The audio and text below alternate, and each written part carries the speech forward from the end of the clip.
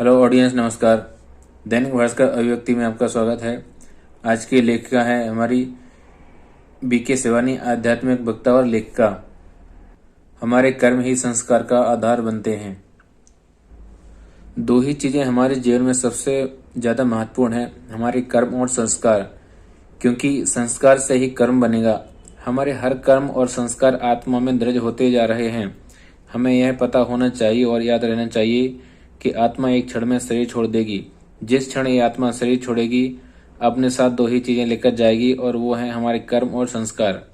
इसके अलावा हमने अपने जीवन में जो जो चीजें इकट्ठी की हैं, वो सब पीछे छूट जाएंगी। फिर चाहे आपका उच्च अध्ययन हो या मेहनत से कमाया हुआ रुपया पैसा। बचपन में हमने सुना था कि जैसा कर्म करेंगे वैसा फल मिलेगा।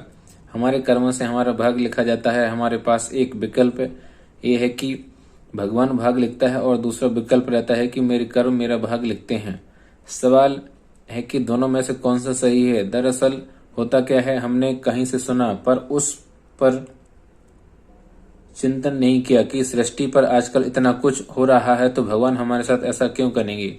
जब भी हमारे जीवन में कोई संकट आता है, कोई बात आती है, तो हम उसका इल्जाम ऊपर वाले पर डाल देते हैं। अगर हमारे मन मुताबिक काम नहीं होता या अगर वो बात ठीक नहीं होती है, तो हम उससे नाराज हो जाते हैं। जिस परिस्थिति में हमें भगवान की शक्ति की सबसे ज्यादा जरूरत होती है, हम उनसे ही किनारा कर लेते हैं और कहते हैं कि ऐसा भगवान हमें चाहिए ही नहीं, क्योंकि हमारे पास एक गलत बिलीफ सिस्टम था कि उसने ये भाग लिखा। ऊपर वाले को मैंने इतना बोला ठीक करने के लिए, फिर भी उन्होंने हमारी बात नहीं मानी।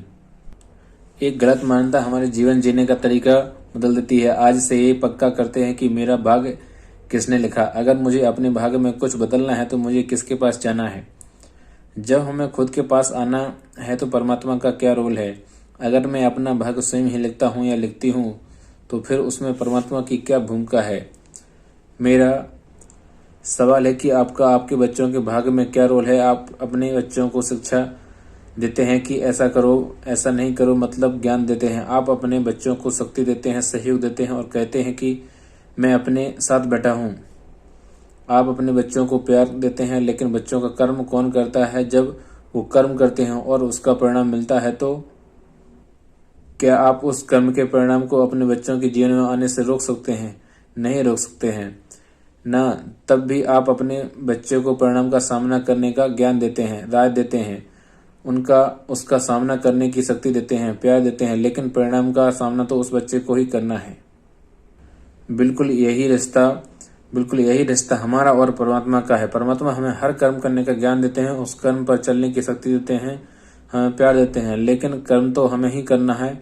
इसमें दो ही चीजें जीवन में सबसे ज्यादा महत्वपूर्ण है, और वो दो चीजें हैं हमारे कर्म और हमारे संस्कार, क्योंकि संस्कार से ही कर्म बनेगा। हमारे हर कर्म और संस्कार आत्मा में रिकॉर्ड होते जा रहे हैं। आत्मा शरीर छोड़ती है तो नया शरीर लेती है। उस बच्चे को फिर से नर्सरी में जाना पड़ता है। सिर्फ एक चीज है जो साथ जाएगी, वो है कर्म और संस्कार। वो आत्मा एक शरीर छोड़ेगी, दूसरा शरीर लेगी।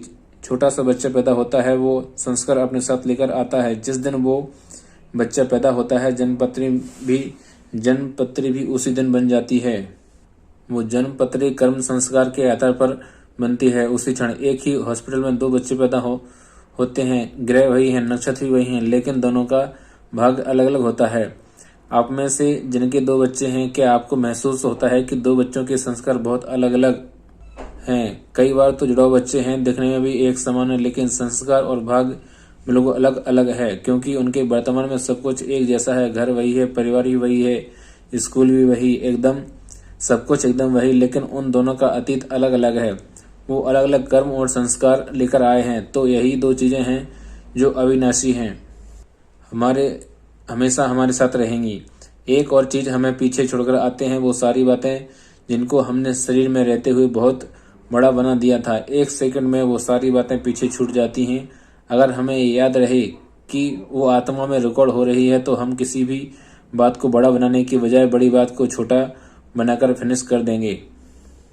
वीडियो अच्छा लगे तो प्लीज लाइक करें, कमेंट करें, शेयर करें, सब्सक्राइब करें। धन्यवाद।